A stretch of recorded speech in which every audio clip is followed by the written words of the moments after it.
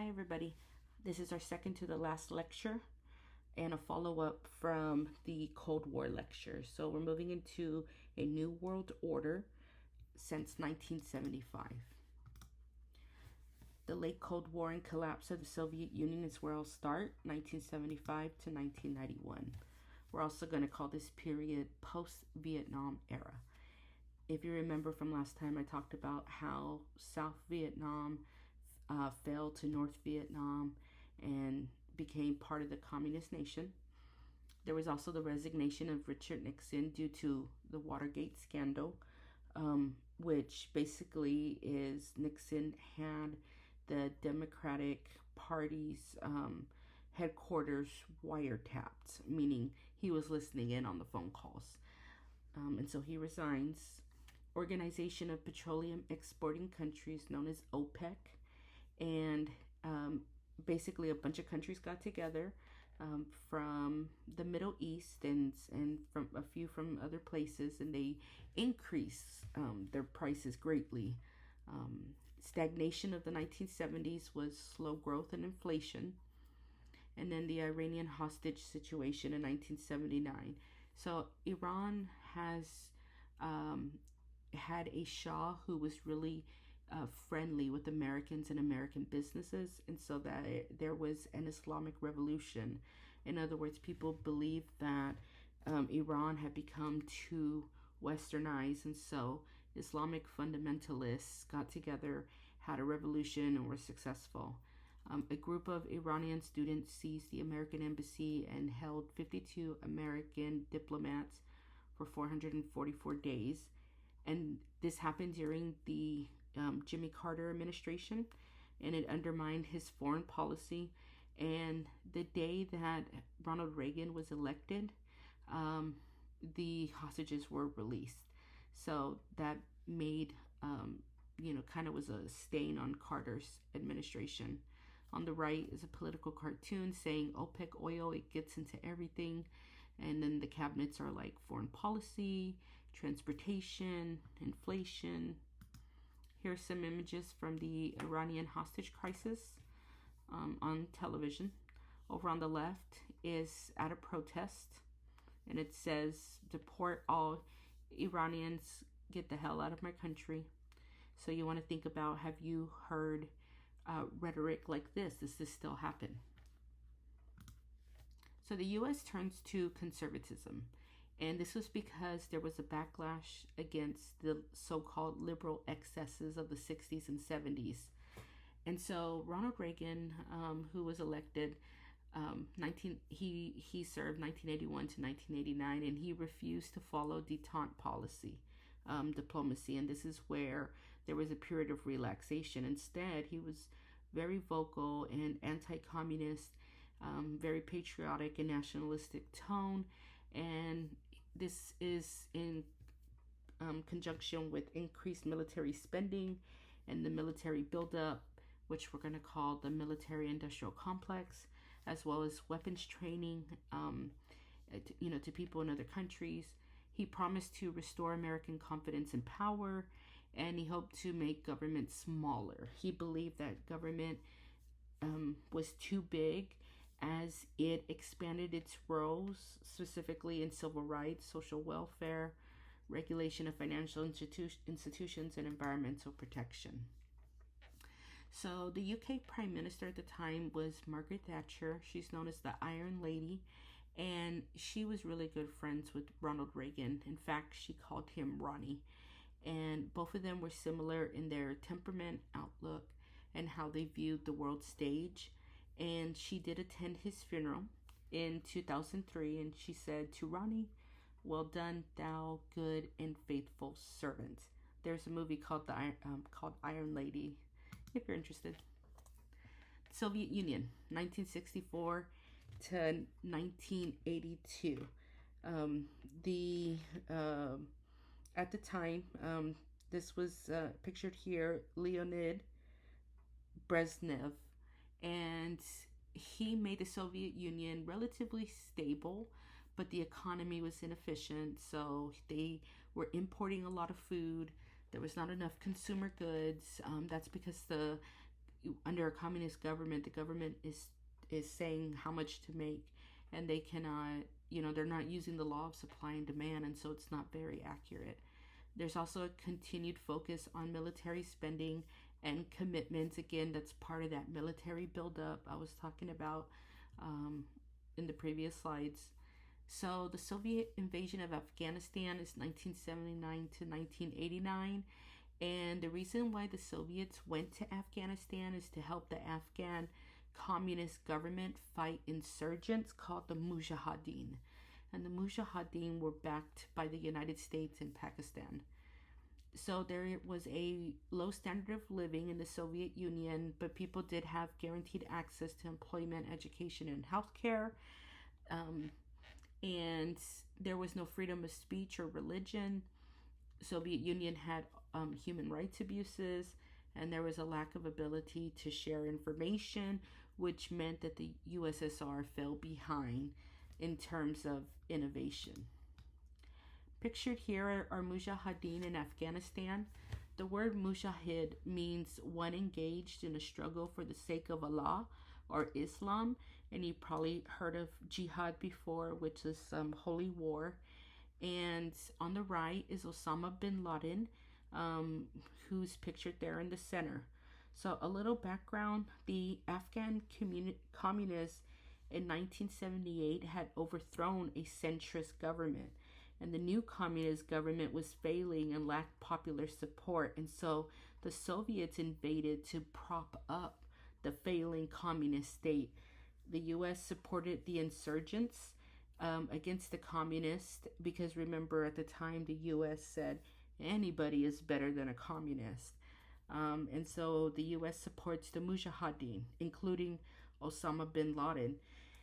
The war turned into a stalemate, and there was bombings of civilians, and so many people fled. Somewhere around 3 million went to Pakistan, and about 1.5 million went to Iran. The Mujahideen were largely fragmented, and they were not organized. But they did have support from the United States, which means they had training and they had weapons. Also, many Muslim nations sent war material to help. And there was a term for a person, a Muslim who traveled to fight with the Mujahideen in Afghanistan, and they're called Afghan Arabs. And in 1988, the Soviet Union signed an accord with the US, Pakistan, and Afghanistan and agreed to withdraw its troops. I'll talk more about Osama bin Laden in just a little bit. All right, now I want to talk about the next leader of the Soviet Union, and this is Mikhail Gorbachev. He passed new policies. Two very important ones you need to know for the AP exam. The first one is perestroika, and it means to restructure. And this is economic restructuring. And so they brought an end to massive economic centralization, and they shifted instead to market incentives. So kind of an opening towards the global market. The second term you need to know is glasnost, and that means openness. And this allowed some freedom of speech. Now, the Chernobyl disaster happened, which was the worst nuclear disaster at the time. And this was an example of being more transparent, because when Chernobyl happened, they tried to cover up the incident. So glasnost worked well, but perestroika did not. It failed. And because people were able to speak out, there was an increase in nationalism of the Caucasus states. That's the southern part of Russia. And, they were agitating for independence.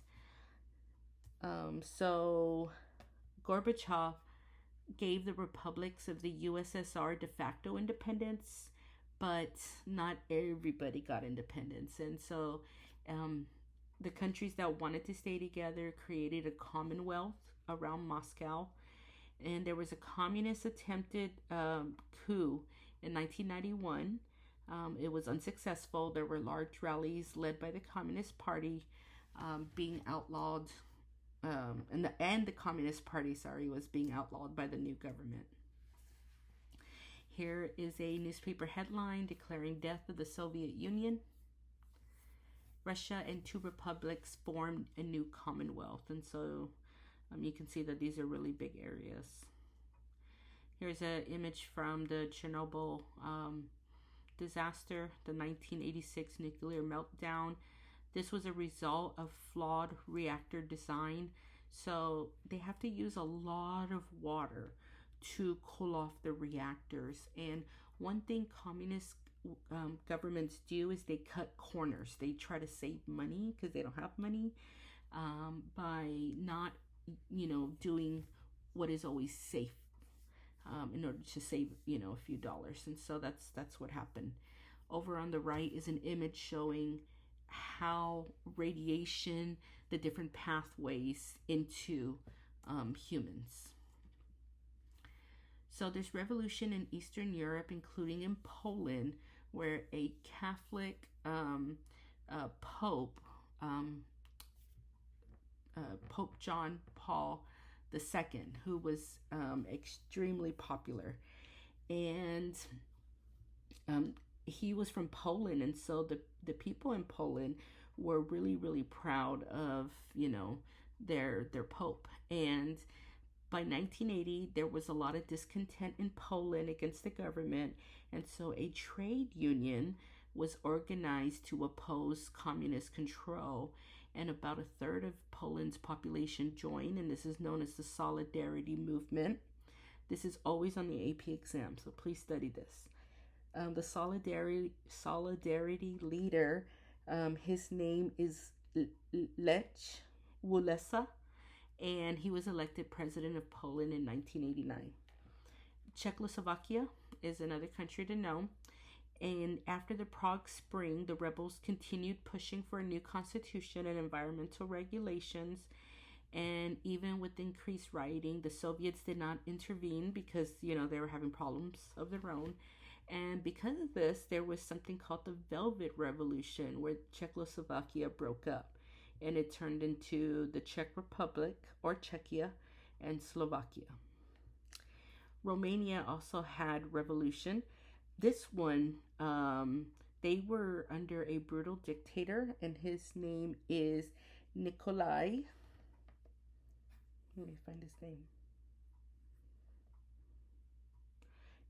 Nicolae Ceausescu. And he lost favor suddenly and violently. So here's some pictures from the Solidarity Movement in Poland. Again, from a trade union. Here's Pope John Paul II. He was the Polish Pope that furthered nationalist sentiment in Poland. Here's the fall of the Berlin Wall. It symbolized the Cold War. All right, post-Soviet struggles for Russia. So Boris Yeltsin becomes president of the Russian Federation from 1991 to 1999. So he has bold economic reforms. One of the problems is that they're going to switch from a state-controlled economy to privatization. And in doing so, it is very painful because, maybe a lot of people were employed by the government. Now they don't have a job.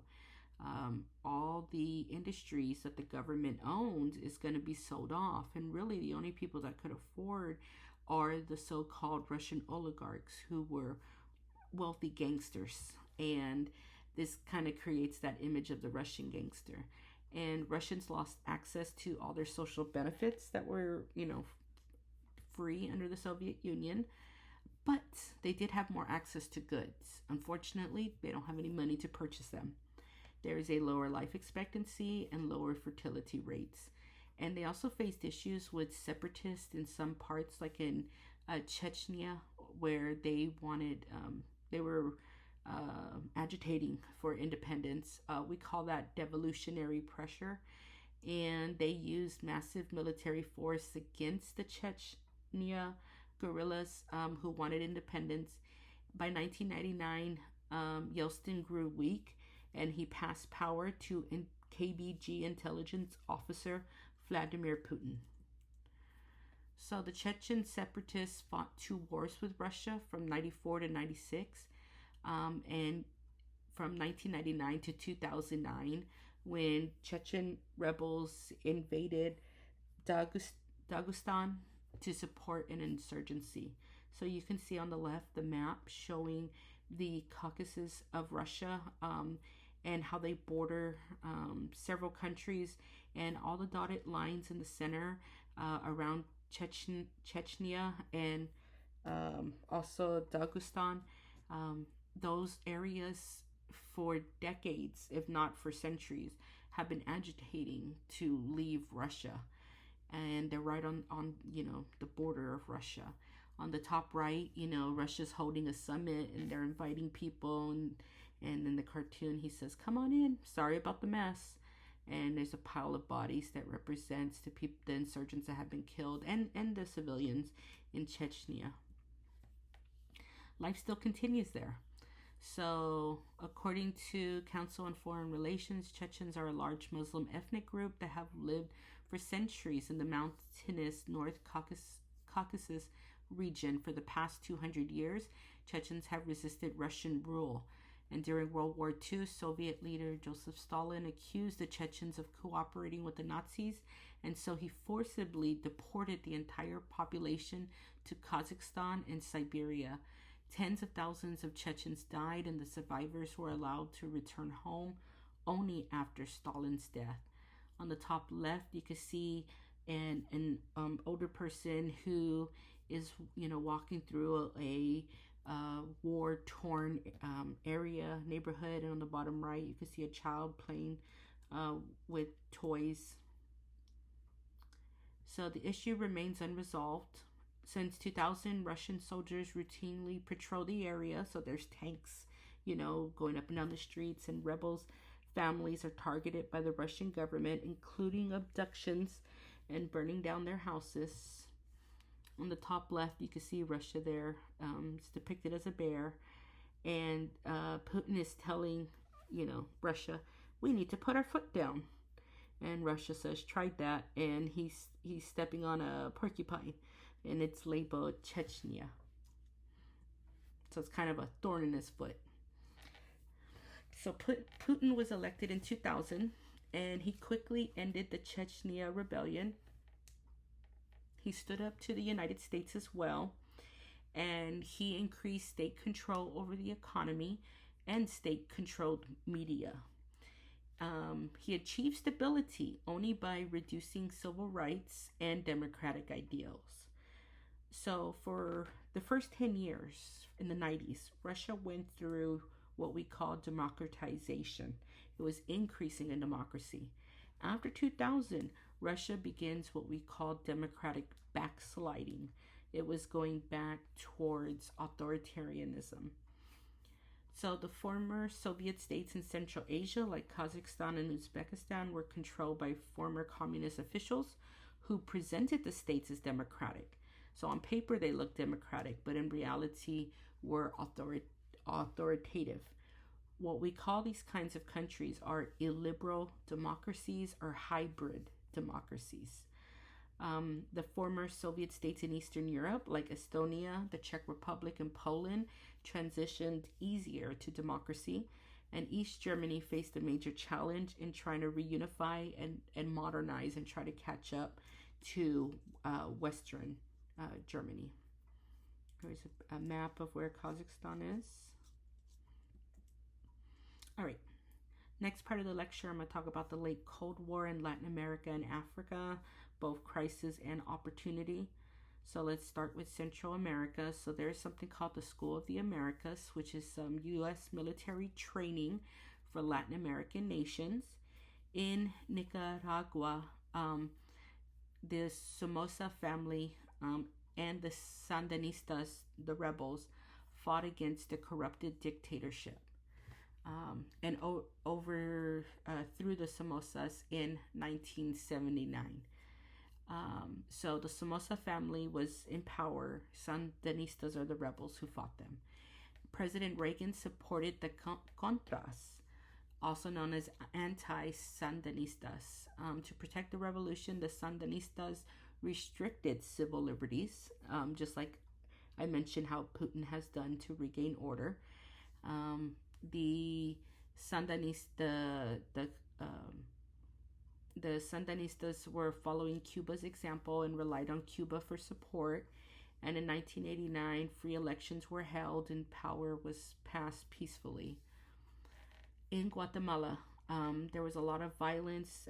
There was something called death squads where they would go around and target civilians who they thought were working with rebels. Most of the people that were killed were indigenous Maya, and this led to a lot of refugees going into Mexico and even into the United States. And there was a peace deal in 1996, and then free elections occurred. El Salvador was another country that had issues as well. In 1980, the murder of 3 nuns and 1 lay missionary from the U.S. By the El Salvador National Guard. There was also an assassination of political moderate Archbishop Oscar Romero. But in the 1990s, El Salvador moved towards democracy. Argentina fought Great Britain in the Falkland Wars in 1982.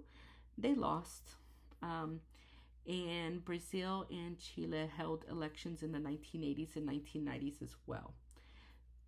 What you need to take away from all of this is the liberation of Eastern Europe paralleled the democratization of Latin America. So as Eastern Europe liberated themselves from Soviet control,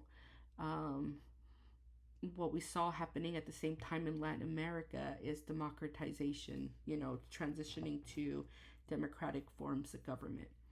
So a little more about the Sandinistas who took control.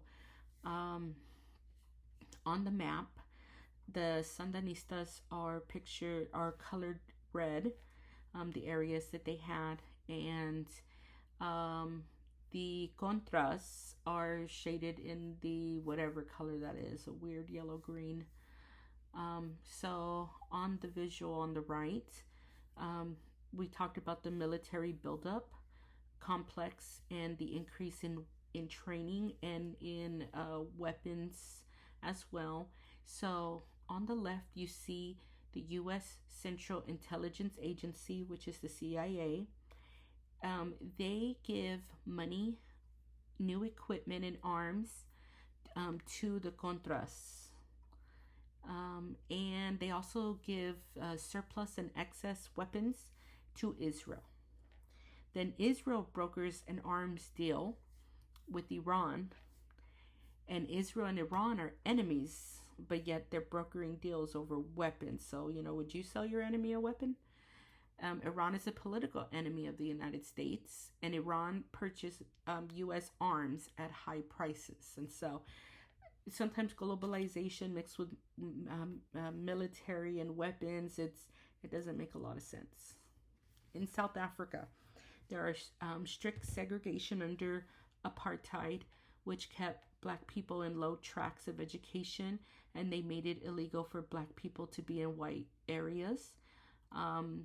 White South Africans had a high standard of living compared to Black people, and racial separation was based on Bantustans, or tribal regions in which Black people were denied citizenship and they lived separately in an unrecognized territory.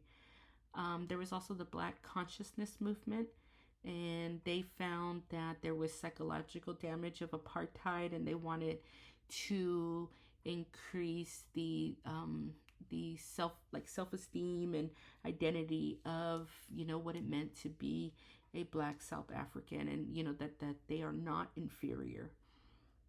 The next thing I want to talk about is the Soweto uprising. It was a youth protest. They were protesting low quality education, and while doing so, police fired into the crowd, killing many children. Because of this, this a lot of people became militants. In other words, they were trying to be peaceful. The government responded with violence, and so now the people became, um, um, upset with this, and so uh, they start to execute people that they believe were enforcing the apartheid policy. The United States Congress in 1986 put economic sanctions to force change. And Nelson Mandela, who I'll talk about in a minute, he was freed, after many years in prison. So here's some pictures from the Soweto uprising. You can see their hands are in the air and their sign says, "Don't shoot." All right. I don't know if y'all remember during the protest with Black Lives Matter, you heard that a lot. They would have their hands up and say, "Don't shoot." Over on the top right, you can see that they're carrying a child who've been shot and possibly killed. And on the bottom right, you can see police brutality as they are beating on protesters who, are not armed. Here's de Klerk, who was the president of South Africa, and then Nelson Mandela, who became the first black president of South Africa. All right, so on the bottom left, some graffiti says "Free Mandela." He served something like 30 years in prison. Another picture of him. All right, let's go to Rwanda. So Belgian officials, remember the Belgians had colonized the Congo as well as the area with Rwanda, and their policies favored one group over another. So Rwandans were divided by the Belgians into the Hutu and the Tutsi. And the Belgian government favored the Tutsis, who were the minority. And they favored them by giving them like better jobs, better education. So in 1960, Rwanda gained independence and the majority took power, which are the Hutu. And many Tutsi were expelled and they organized a rebel army in Uganda. And the president of Rwanda, his plane was shot down. And so the Hutus blamed the Tutsis for killing their president. And so Hutu extremists started promoting killings over the radio.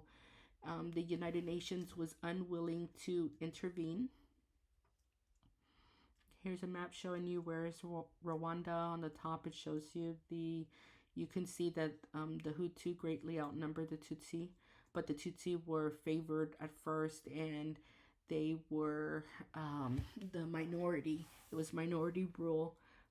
Once they got independence, the Hutu took over and started with the ethnic cleansing of the Tutsi. On the bottom right, you can see the caravan, the exodus of refugees who are fleeing.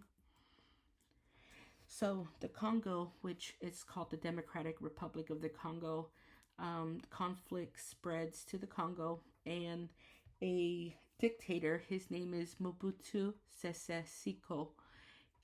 He's going to be in power for 30 years. He was allies with the United States, and he was stealing aid, a lot of aid. And the U.S. tried to push for democracy in the Congo, but failed. And there, again, a lot of this was because of issues that spilled over from Rwanda. When Mobutu died, the Congo went into anarchy, and neighboring armies attempted to control the Congo's mineral wealth. And somewhere around 6 million died. And so on the picture there, you can see a mining operation. A lot of the minerals that they have are needed for aerospace defense, and as well as like your cell phones. All right, next part of the lecture, I'm going to talk about enduring challenges in the Middle East. So in Iran, as I said, originally the U.S. supported the Iranian government. We were friendly. Um, and the Shah at the time was using oil money to modernize the country. But he ruled with a heavy hand with a secret police. Like I told you, critics accused him of being sympathetic to the West, and so Iran saw the Soviet Union as a threat as they occupied their northern border, and the Shah fled. And there was a lot of rioting, and the Islamic fundamentalists were led by the Ayatollah Khomeini, who had just returned from exile in 1979, and he rejected secular ideology. He called the United States the Great Satan, and then, of course, is the Iranian hostage crisis. Next door is Iraq. Iraq invaded Iran, and during the war from about 1980 to 1988, over 1 million people were killed.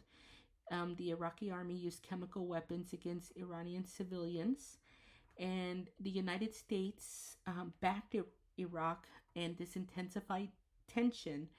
Um, and this same border where they're fighting, Iraq and Iran, is the same area that the Ottoman Empire and the Safavid dynasty vied for power in the 16th century. And most recently, in the 2010s, is where ISIS and Iraqi soldiers fought as well.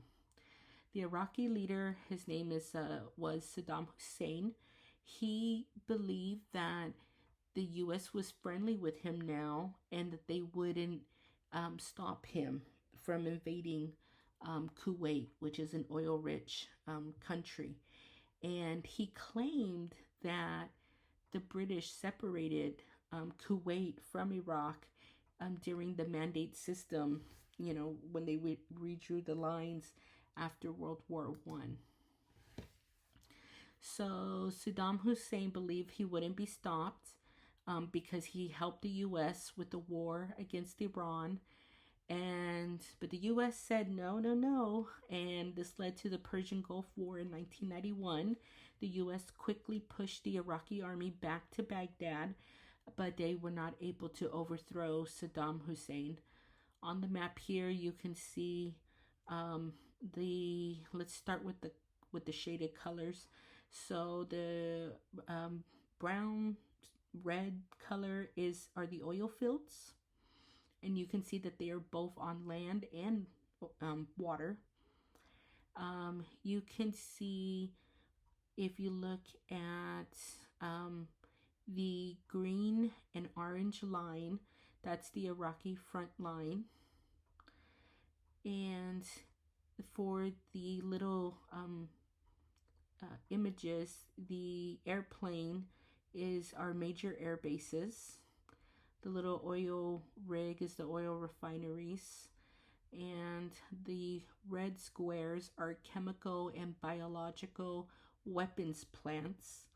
And the little orange squares are conventional weapons plants. And then there's also battleships and aircraft carriers and submarines that are pictured here as well. In Afghanistan, so as I told you, that the Mujahideen, who were backed by the United States, what we saw were that Afghanistan goes to the Taliban, and after the Soviets withdrew from Afghanistan, and the Taliban were Sunni Muslims who promoted Islamic fundamentalism as well as extremism. Women suffered under restrictive laws. If you look at the bottom right, there's two images. On the left, women where they look more dressed westernized. That was before the Taliban rule. And on the right is after Taliban rule. Education for girls was eliminated. And the Mujahideen, those Islamic soldiers and the Afghan Arabs we talked about, who traveled all the way to Afghanistan to help the Mujahideen, are pictured there on the bottom left. Many of those Afghan Arabs returned home to places such as Egypt and Saudi Arabia, where they continued calling for Islamic revolution. Here's a map showing you the presence of Al-Qaeda and ISIS strongholds. Al-Qaeda is in the orange color, ISIS is in the yellow, and the red color is where a combination of Al Qaeda and ISIS. And of course, these are not the only terrorist groups, there are many of them. Osama bin Laden is the most famous mujahideen. He was the son of a wealthy Saudi Arabia family, and he was an ally to the United States, where he received training. The U.S. trained him to fight the Soviets, the communists. Bin Laden despised America's support for Israel, which I'm going to talk about Israel in a little bit, and the presence of U.S. soldiers in Saudi Arabia. And so he used his inheritance to create an Islamic terrorist cell known as Al Qaeda. And he wanted to establish an Islamic caliphate. That's the same goal that ISIS has as well. And Osama bin Laden's terrorist network was responsible for truck bombs on American embassies. And President Clinton's administration failed to kill him in bomb raids, but President Obama approved the Navy SEAL operation that killed bin Laden in 2011. All right, I'm going to talk about Israel. So the Israeli-Palestinian conflict, we're looking at 1970s to 1980s. Violence plagued Israel and the occupied Palestine territory. Israeli settlements increased displaced Palestinians and violated international laws that prohibit lands taken in war from being settled by the conquered nation. So what this means is that when they made the original plan of how to separate the Israelis and the Palestinians into two states,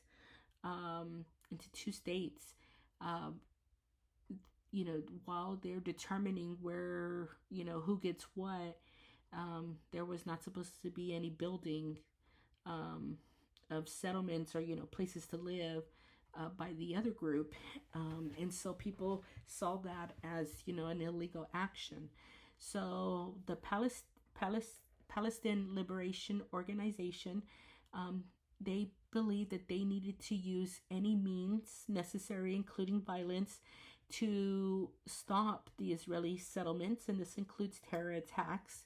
In 1982, the Israeli army invaded Lebanon and destroyed the PLO base. And this led to many PLO supporters switching support to Islamic organizations, including Hezbollah in Lebanon. And Hezbollah, in fact, is actually supported financially by Iran. And then you have Hamas in Palestine. And in 1987, violence flared up again. All right, so here's 4 different maps I'm going to talk about. On the first map on the left, this is 1947. This was the United Nations partition plan. Remember, partition means to separate. And so, if you remember, Britain had got the area under the mandate system after World War I. Through the 20s and 30s, Britain could not come up with a way to divide the states, and so they passed it on to the United Nations. And what was happening was the Palestinians were not satisfied with the land that they were going to get. They felt that the Israeli people were going to get better, like more fertile land. And they also wanted, the Palestinians wanted Jerusalem. They did not want to negotiate on that. So that was, one of the things that they were conflicting on. In 1948 to 49, Israel declares independence, but 5 Arab armies invade Israel. And by 1949 armistice, Jordan has captured the West Bank, Egypt had Gaza, and Jerusalem is divided.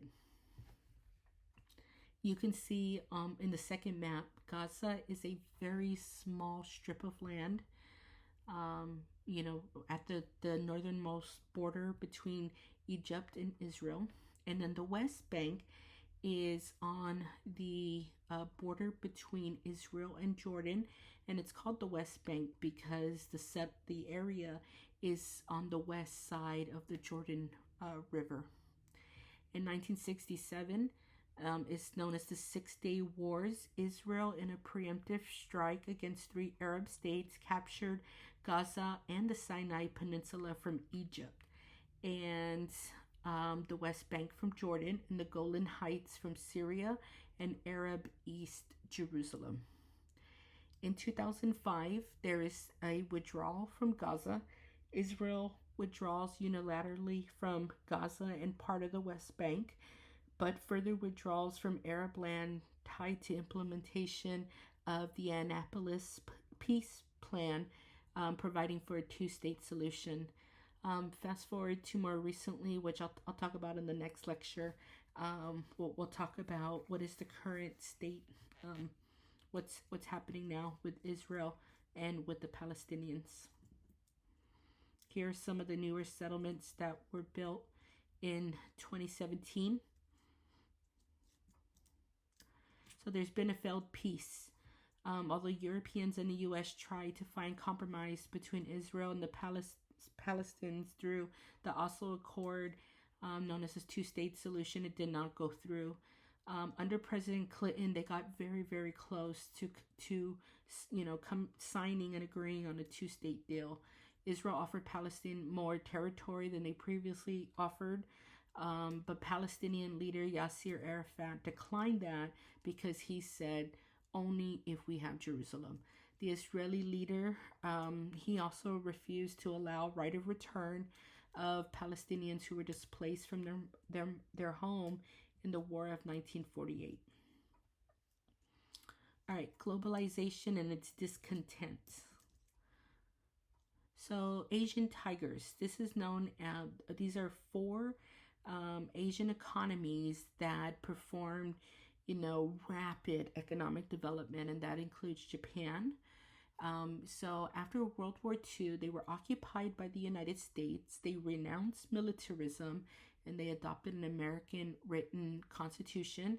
And Japan's government and corporations such as Sony worked together to plan and coordinate the national economy, taking Japan from heavy labor industries to knowledge sectors. In South Korea, they looked and they saw the Japanese model and said, wow, that worked really well. Let's do the same thing. And so their state industries, such as their industries that were supported by the state, were Hyundai and Samsung. And an authoritative rule changed to free elections after protests. And so first, they changed their economy, and then it led to revolution in other parts. And in Taiwan, it was anti-communism, led to formation of a strict authoritative rule led by exiles from China. And Taiwan gained prominence after the decline of the Soviet Union. And Singapore, Singapore is known for all of its rules, and sometimes their type of economic practice is called Confucian capitalism, which is based on group consensus and hierarchy, and which is kind of opposite of the whole Western ideal of individualism. Here's the location of the Asian tigers, pictured there on the left. And on the right, you can see on the graph the GDP per capita, how great it is. A little bit about GDP before I move on. Gross domestic product. Gross domestic product can be defined as the amounts of goods and services produced in a year, right? In an individual country.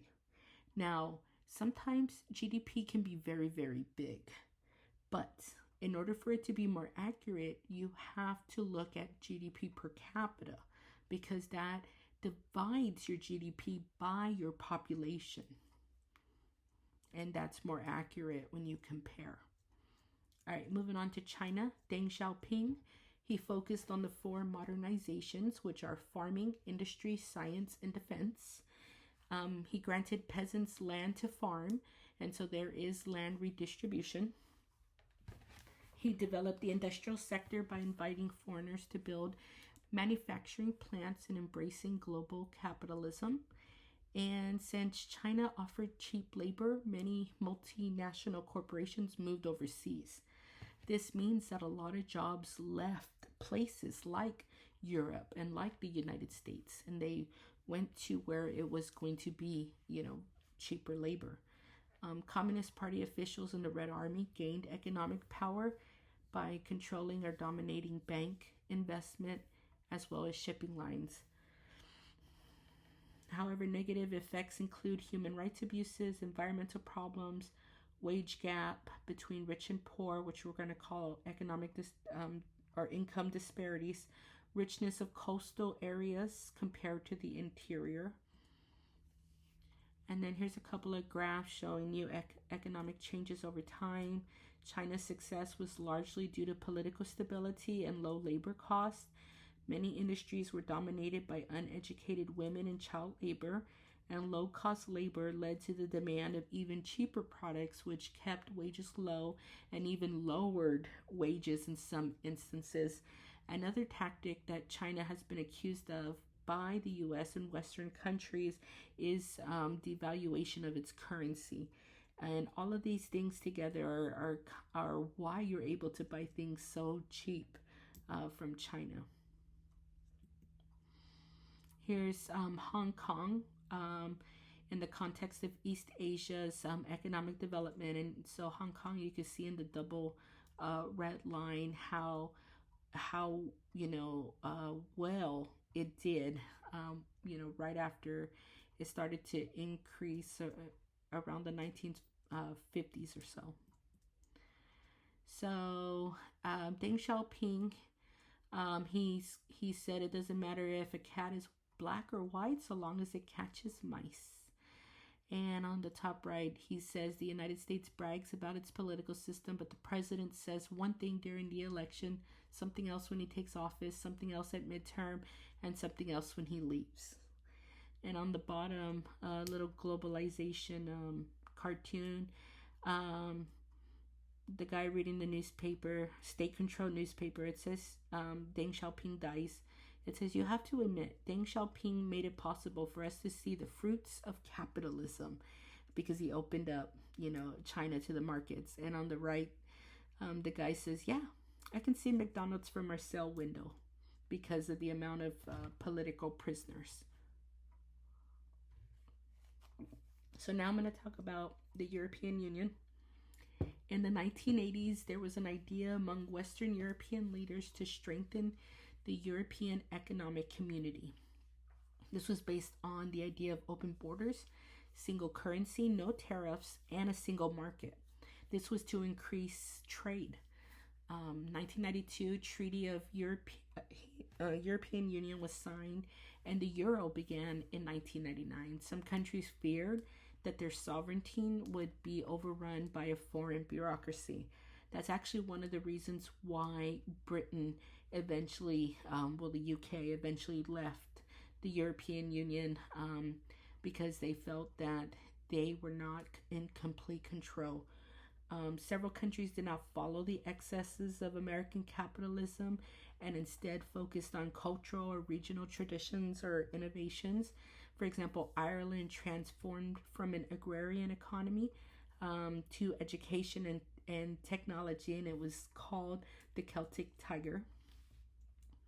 So there are three key players to form the European Union. You have the European Parliament, which is the voice of the people, the Council of the European Union, which is the voice of member states, and the European Commission, which promotes the common interests on the right.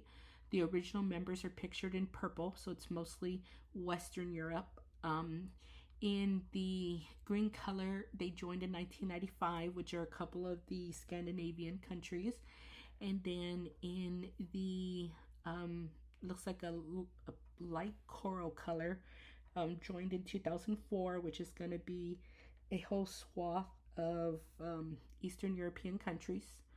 Joined in 2007 are, more the southern countries, and joined in 2013 in yellow. All right. Neoliberalism, inequality, and globalization. So, neoliberalism is a renewed emphasis on free market policies to stimulate trade and deal with social issues such as education and healthcare. They People believe that the government intrusion decreased efficiency, so they want to have it's more focused on like economic freedom. Structural adjustment programs, known as SAPs, helped countries who need paying their debt, but they don't just give you the money. So if your country's in debt, what they do is they make you transform not only your economy but also your government. So, for example, you might have to publish your budget. You're going to have to allow more people the right to vote. Um, and so there are unintended consequences of these programs, including rising prices of food as well as layoffs, because they have to reduce the size of government, and so they're going to have to fire people. NAFTA, which stands for the North American Free Trade Agreement, was highly controversial. It was negotiated in 1994 in the U.S. The U.S. had high-paying industrial jobs that were moved to Mexico for cheaper labor. Mexican farmers lost money because they could not compete with subsidized U.S. crops. That means that the United States government pays farmers when their crops fail, or like if there's like a pest, or if the value drops, the government kind of fills in the gap to keep farmers wages kind of stable. And because of this led to falling crop prices in Mexico. So 2 decades of NAFTA. This here kind of goes over like how people view NAFTA based on perspective, like if they're in Canada, the US, or Mexico. So in Mexico, NAFTA made it easier to buy American products in Mexico, so they can access things like American made products like shampoos, for example. And United States, a 16% tariff was eliminated by NAFTA, and because of this they saw wage growth about 11 percentage points. So this one is saying that it was a good economic move to remove the tariffs. In Canada, a few Canadians speak up for enhancing ties with Mexico, but before, let me see, Mexico's ambassador wrote a rebuttal urging Canada to stay in the agreement, and trade between the two has grown. So as you can see on the map, there's a bigger flow from Canada to the U.S., and from Mexico to the U.S. than when you look at Mexico and Canada and Mexico. And so that's still an area that wasn't as large.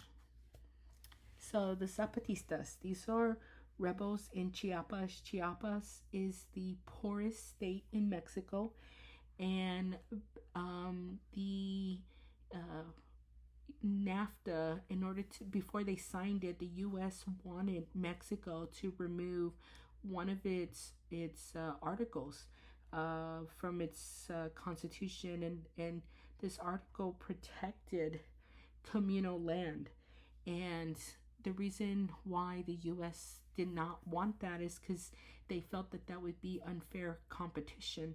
And so the Zapatistas, they had came from the northern part of Mexico, went all the way south, and had begun training the people in the jungle on how to farm and also how to fight. And so they were increasingly militarized, and they came together to oppose NAFTA, and because they were going to lose their land, and it was going to be auctioned off as the land was privatized by the government. And the Zapatistas, the rebellion is still happening, but they're not militant. Instead, it's more of a women's movement, and like, promoting reading and agriculture.